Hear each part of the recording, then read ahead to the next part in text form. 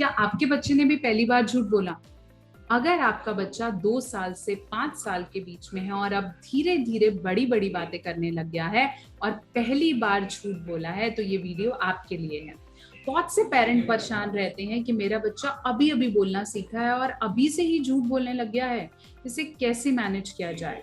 या बहुत से ऐसे पेरेंट्स एक क्वेरी लेकर आते हैं कि इसने झूठ बोला, मैंने इसे मारा, लेकिन अब मैं चाहता नहीं कि मैं मारूं, और ये बार बार झूठ बोलेगा तो मैं कैसे हैंडल करूंगा। तो आज मैं इस वीडियो में बात करने वाली हूँ कि अगर आपका छोटा बच्चा, टॉडलर, प्री स्कूलर झूठ बोलता है तो उसे कैसे हैंडल किया जाना चाहिए। Hi, I am doctor Neha Mehta. मैं क्लिनिकल साइकोलॉजिस्ट यानी कि एक मनोवैज्ञानिक हूँ और मेरी स्पेशलिटी चाइल्ड साइकोलॉजी है। आज मैं आपसे बात करूंगी कि अगर आपका छोटा बच्चा जो अभी बोलने लगा है वो झूठ बोलता है तो कैसे उसे हैंडल करना है, किस तरह की टेक्निक यूज करनी है कि वो दोबारा से झूठ ना बोले। लेकिन इससे पहले इस वीडियो को लाइक करें, शेयर करें और इस चैनल को सब्सक्राइब करना नहीं भूलें। आप चाहें तो मुझसे पर्सनली कनेक्ट कर सकते हैं, डॉक्टर नेहा ऑफिशियल, जो आपको इंस्टाग्राम और फेसबुक का मेरा हैंडल है।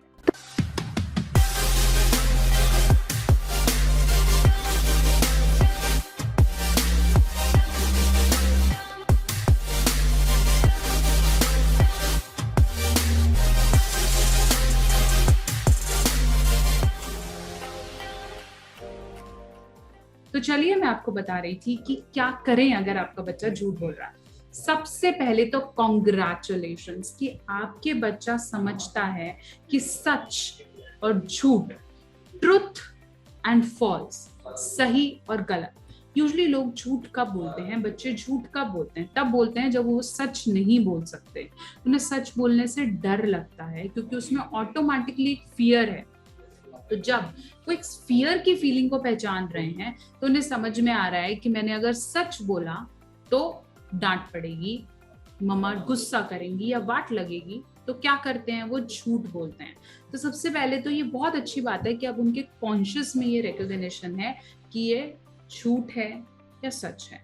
जब आपका एक छोटा बच्चा, टॉडलर, झूठ बोलता है तो हमें अच्छा समझना चाहिए कि उन्हें ट्रुथ और फॉल्स में फर्क नजर आ रहा है। दूसरी जो आपने चीज समझनी है वो है रिएक्ट नहीं करना है। हाथों हाथ उसी समय जोर जोर से चीखना या उसको गुस्सा करना या उसको मारना इज वेरी बैड। सबसे ज्यादा कोशिश करें खुद को काम रखने की। काम योरसेल्फ, आधा घंटा, 1 घंटा कुछ टाइम लें।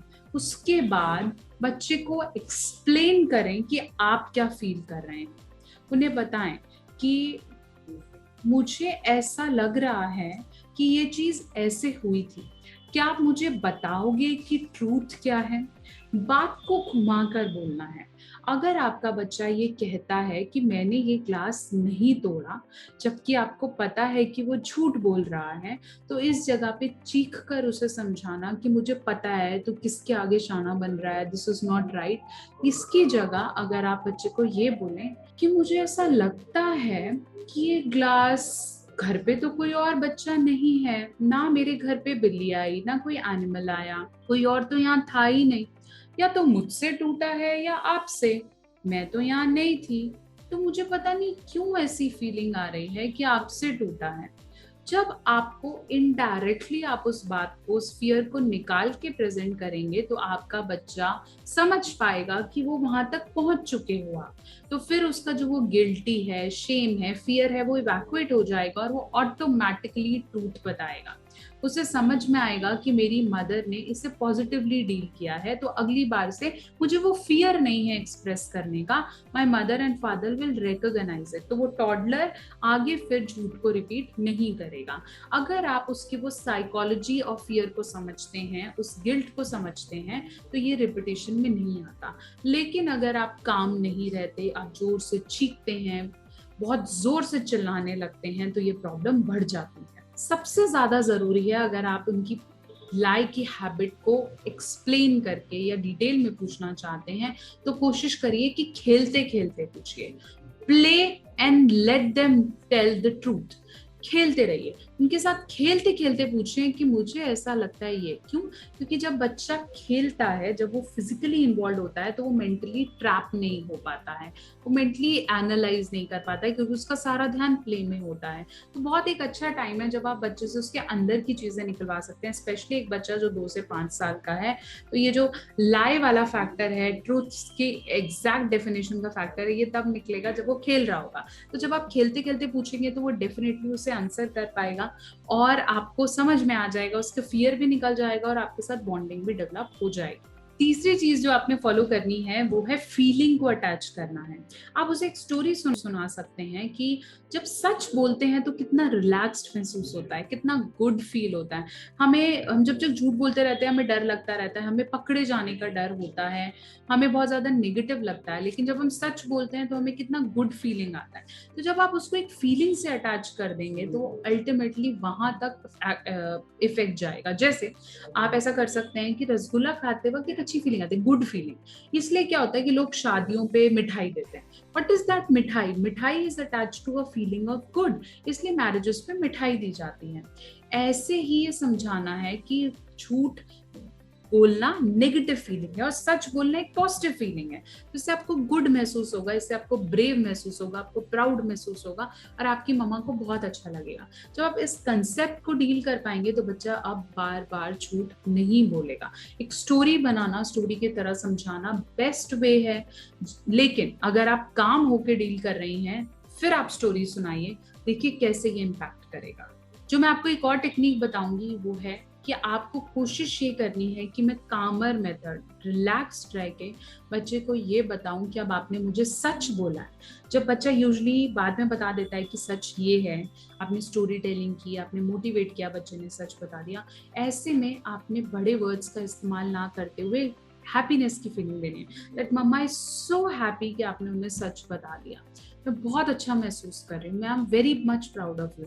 लेकिन अगर इसकी जगह आप ऐसे शब्द, मेरे को पता ही था, मुझे पता ही था तुम झूठ बोल रहे हो, मैंने तो तुम्हारे लिए सिर्फ ऐसे ही किया, तू ना ज्यादा तेज मत बना कर, तू ऐसे मत समझा कर, आई नो दैट तेरी टीचर ने मुझे पहले ही बता दिया था, अच्छी बात है तूने मुझे बताया।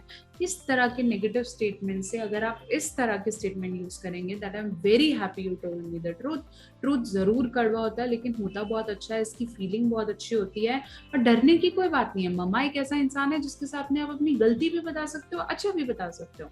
So your father is the person जिसके सामने अपनी कुछ भी गलत किया आप उसे शेयर करो, तो बच्चा झूठ नहीं बोलेगा, आगे भी उसको अपनी लाइफ का लेसन लेगा कि उसे सच बोलना है।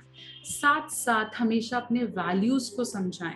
बहुत बार बच्चे मुझे आके बोलते हैं कि मेरी मम्मा कहती है कि सच बोलो, ऐसा क्यों है? हमें बच्चे को समझाना होगा कि हमारी बेसिक वैल्यूज हैं क्या, झूठ नहीं बोलना, किसी के साथ गलत नहीं करना, किसी को हर्ट नहीं करना, एक ह्यूमन की क्वालिटीज यही है। क्या चीज हमें ह्यूमन बनाती है कि हमारे पास कुछ सेट ऑफ वैल्यूज हैं। अगर हम उन वैल्यूज को करते हैं तो हम एक गुड ह्यूमन बीइंग बनते हैं। और अगर आपने good boy, good human being बनना है, एक सक्सेसफुल आदमी बनना है, तो आपको अपनी वैल्यूज को इंटैक्ट रखना होगा। इसलिए झूठ ना बोलना हमारी बहुत अच्छी वैल्यू है, इसलिए आप मुझे सच बोलो एंड इट इज इम्पोर्टेंट। इस तरह से अगर आप अपने टॉडलर को, 2 से 5 साल के बच्चे को ये फीलिंग कन्वे करते हैं तो आपका बच्चा झूठ नहीं बोलेगा। और अगर आपने झूठ बोला भी है और आपने टेक्निक यूज की है तो your child will not lie at all. लेकिन फिर भी आपको महसूस होता है कि मेरा बच्चा बार बार झूठ बोल रहा है, तो ये टेक्निक काम करेगी। साथ साथ आप उसकी काउंसलिंग, चाइल्ड काउंसलिंग भी करा सकते हैं।